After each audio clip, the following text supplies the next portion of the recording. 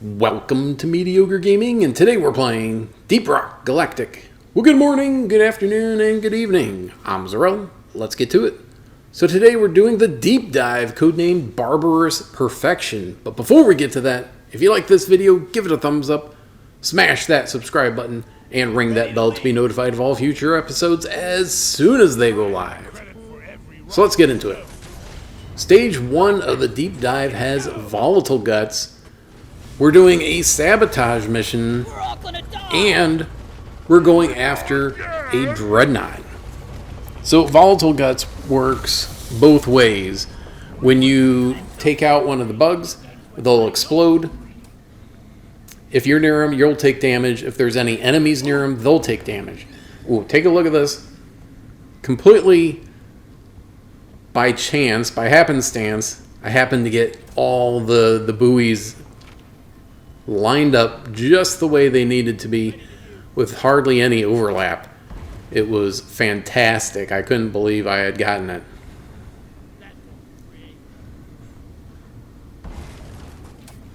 So sabotage mission means, of course, you're going to start looking for those power supplies. Need to hack them and take them down, because that is what's powering the shield for the caretaker and the array, the data array. So you need to take out the power supply first, and there's two of them. So you need to find them. So you gotta follow the power cord basically to where it's at. Call in the hacker, hook up the hacker to the power station, fill up that bar. If the hacker gets attacked, he'll go into hiding, and then you have to clear out the area, start him back up again. You don't lose progress, but you don't continue to make progress. Once you get to 100%, that power station's out, and you have to go and do the other one. Now, because it's a deep dive, you've got two mandatory objectives instead of one mandatory, one optional.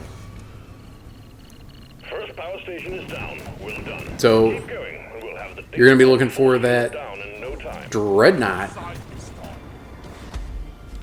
This time around, we had the Hive Guard, which has invulnerable stage, shielded stage, and damage stage, or phase, whatever you want to call it. Now, the Hive Guard, when he first starts out, he calls in his buddies, the Sentinels, which are kind of mini Praetorians.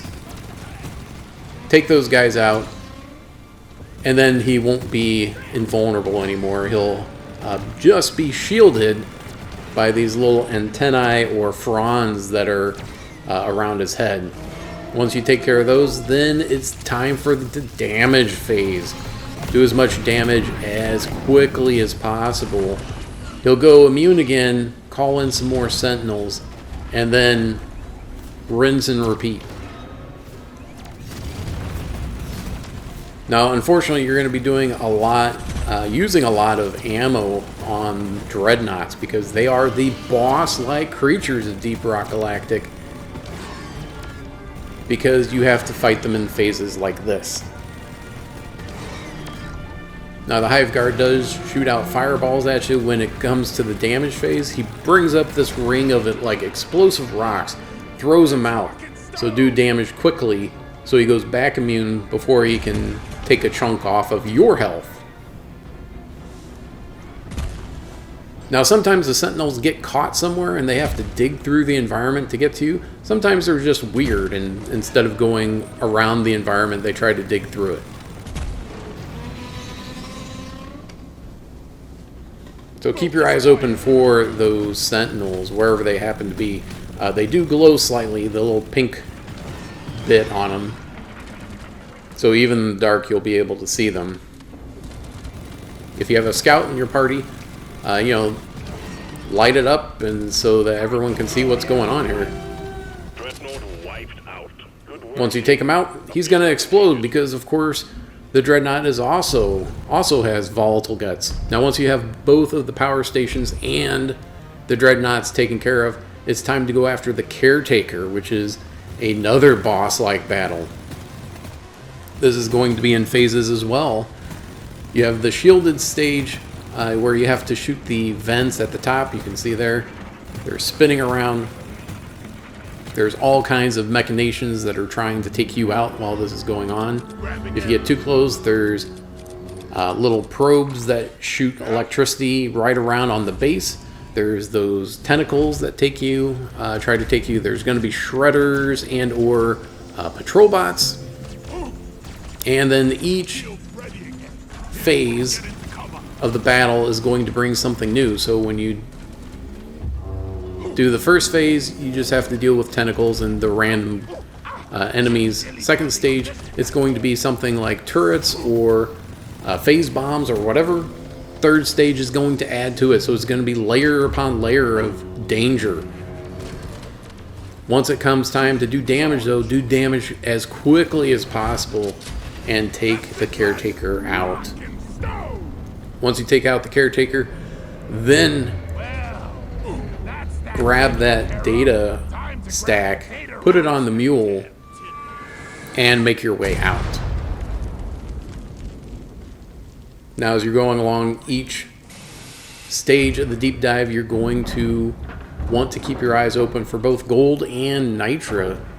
Gold, of course, will get you credits at the end of the deep dive, and nitra will keep you flush with ammo and health during the deep dive. Make your way over to the drop pod and make your way out. Depending on what job class you have, will make it easier or harder.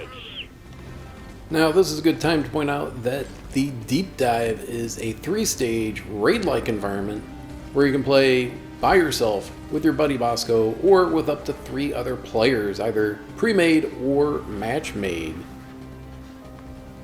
Now, because of the topography of this particular region of Hoxie's, there are lots of like trenches and vertical aspects of each of the stages.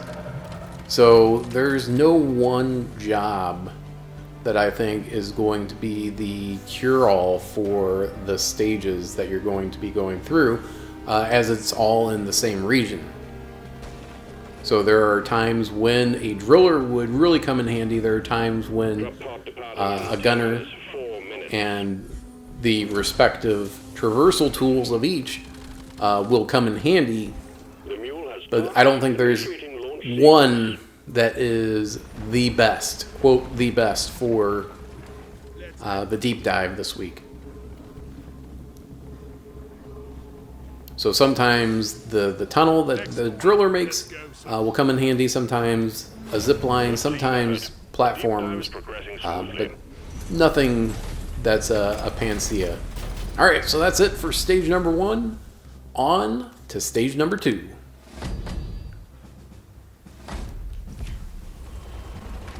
Stage 2 of the deep dive has exploder infestation. That's right, so you're going to be seeing exploders all over the place. They're going to be popping up every couple of minutes. Additionally, you're going to be looking out for Morkite and a black box. Black box is most likely going to show up in one of the tunnels as you're going along looking for Morkite. It's going to be a zone control. And Morkite, of course, you're going to be looking for that blue-gray glow. Even when there's no light, you can still see it. Now, it does make it a little bit harder because of the region that you're in, because everywhere kind of has a little bit of a glow every time you look around. Now, for some reason, the second stage of the deep dive had rock pox swarms. So although there's no rock pox infestation, there's no lithophage modifier, I still had rock pox invaders coming in, which I don't necessarily agree with, but you know, it is what it is. So keep your eyes open for that. It's kind of like having a nemesis show up on a level that you don't have rival presence. It doesn't make a lot of sense. but it does up the difficulty level because Rockpox, of course, is more difficult to deal with than the normal swarms, just like in Nemesis is more difficult to deal with than normal bugs. So in addition to looking out for exploders, you're going to be looking out for a possible Rockpox invasion. Take care of the enemies. Don't go down. And if you get tied up with Rockpox, get out of it quickly, because it will quickly drain you of your life. Now once you deal with the regularly scheduled swarms, just be sure that you're also keeping an eye open for those exploders, as they will continue to pop up at regular intervals. Now, if you've got your sound turned up enough, you'll be able to hear the exploders popping up through the rock, and you can be ready for them. But sometimes you have other noises that are occurring close by, like a silicate harvester or something like that. Now, unfortunately, I got a little bit too low on ammo during this second swarm. One of the things that, the cardinal rules of not just the deep dive, but Deep Rock Galactic in general, is that you do not run out of ammo.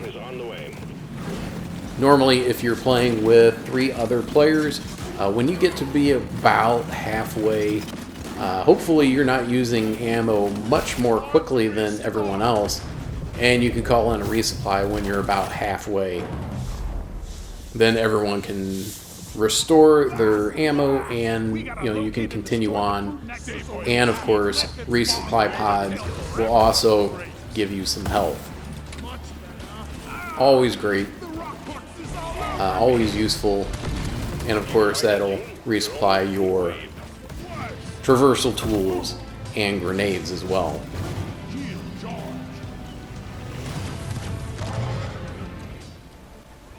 Alright, but once you get the black box taken care of and all the Morkite mined, it's time to call in the dropship and make your way out.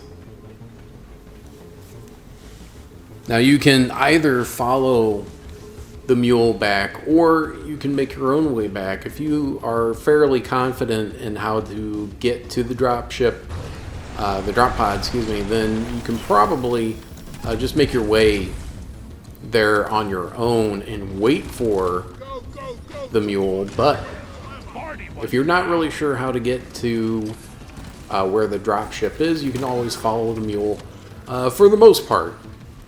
There are occasions when the mule will go up a vertical distance, and then you have to figure out how to traverse that.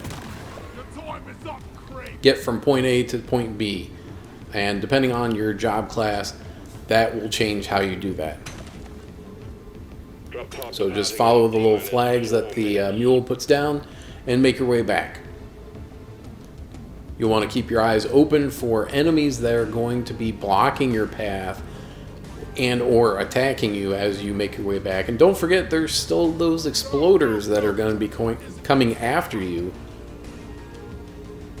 Now, I took the opportunity to stop at the resupply that still had pods on it to go ahead and top off, because that's not going to be there in the next stage. Whatever you leave behind is gone. So it doesn't make any sense to leave that for anyone else if no one else is going to take it. I still kind of feel like if you leave a resupply, that it'll show up on someone else's game. So it's kind of like paying it forward. So I mean, if you think that is the case, you can certainly do that. But it may just be random. Now, I was pretty lucky. I didn't have too many enemies on the way back to the drop pod. Now, this is a good time to point out that everything carries over from one stage to the next. That includes your health, your ammo, traversal tools, grenades, including what's in your pockets. So if you mined some gold and or nitra, but things are getting a little too crazy and you just get on the drop pod as soon as you get back, that's fine. You can do that. It'll still be there when you get into the next stage. Now, if you're going on the third stage, go ahead and drop it in before you get in the drop pod so that you get credit for that. The mule is secured. Initiating launch sequence. Because you definitely want the credits from the gold that you mine, and even if you have nitra that you're not going to use, that's going to go towards experience at the end of the deep dive. Close call as always. New depth await.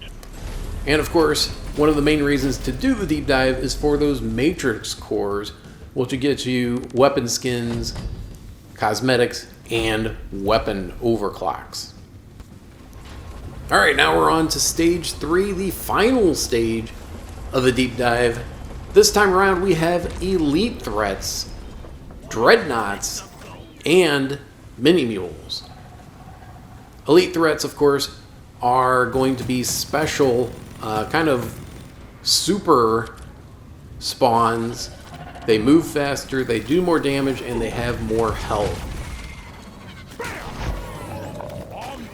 But as a way to kind of help you out, they'll have that kind of red glow to them, and it'll say elite over them, so you know exactly who's the elite threat and who is not. So if you see one, point it out to your teammates so you can take care of it. Toot sweet! Take them out, take them down, and make your way out. Sometimes there could be more than one. You just have to make sure that you're keeping your head on a swivel, looking around, making sure that you and your compatriots are safe. Now, we've already had to deal with the dreadnought in the previous stage, but this time it is the main objective. So we have 2 that we have to deal with this time around. And this egg popped up a glyphid dreadnought, which has an immune phase, a shielded phase, and a damage phase. It also shoots out fireballs, it'll pound the ground, and it puts out little swarmers from time to time. So back off of it from the glyphid dreadnought when it is about ready to pound the ground, and when it's immune. When it has the shield, go ahead and hit the little glowing orange bit on the back end, take the shield out, and then do damage as quickly as possible once it gets to that damage phase. Look out for those swarmers, as they'll be coming for you to take you out. Now, unfortunately, if you're doing the deep dive solo, the dreadnought is going to be coming straight for you no matter what. If there's more than one, if you're playing with even one other person, the dreadnought will come after one person, and the other people can do damage. So one person kind of acts as a diversion, and everyone else is doing damage. Now, one of the fun things you can do is you can drop a resupply pod right on top of the dreadnought, and that'll do a decent amount of damage. But if it's shielded or immune, it's not going to do as much damage as if you're attacking during the or drop the pod on them during the damage phase. That takes a lot of timing, so it does take some practice to get it down right. But do as much damage as you can as quickly as possible during that damage phase, so you have fewer cycles of shielding and immune phase that you have to deal with, plus less damage that you have to deal with from the dreadnought. Take them out and move on. Mini mules, of course, you're going to see and hear them when you get close, And then there's going to be spawns that will show up when you're trying your best to repair it. We got another Hive Guard as the other Dreadnought. Immune, it's going to call in the Sentinels to help it out. And then you take out the Sentinels and it's shielded. And then once you take the shields out, then you can do some damage and do your damage as quickly as possible before it goes immune again. So then you have, once again, fewer rounds that you have to deal with the Dreadnought. And of course do damage quickly so that you're not taking as much damage while it's trying to take you out.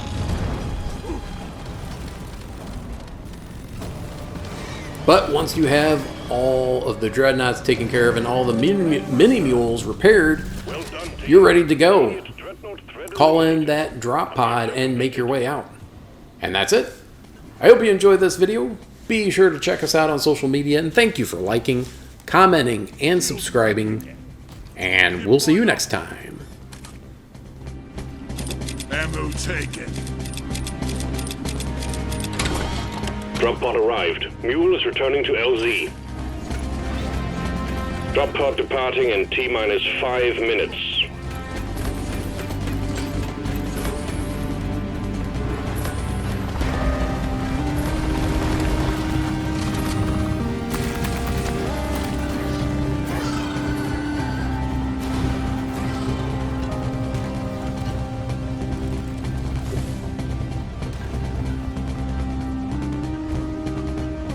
Time to leave. Head for the drop pod.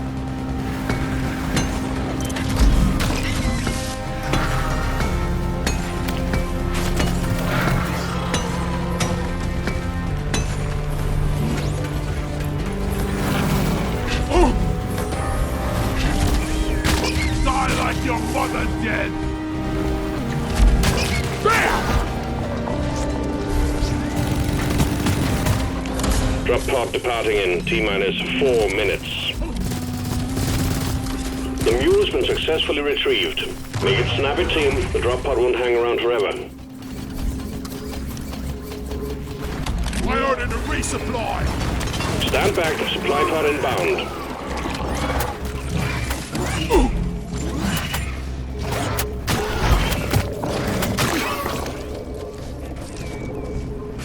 Resupply ordered! Supply pod launched. Better stand back.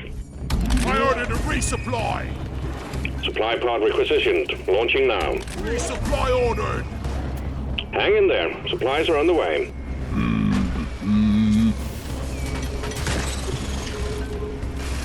Resupply ordered! Supplies are on the way. The resupply is here!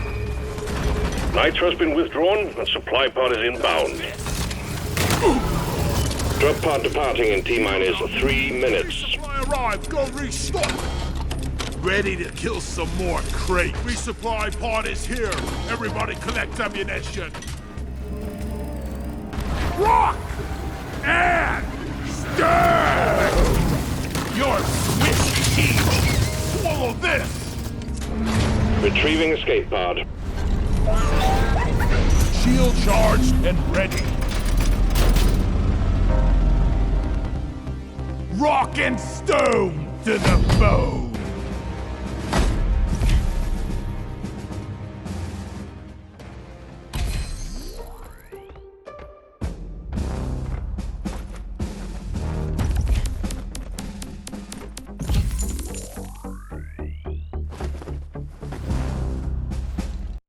PlayStation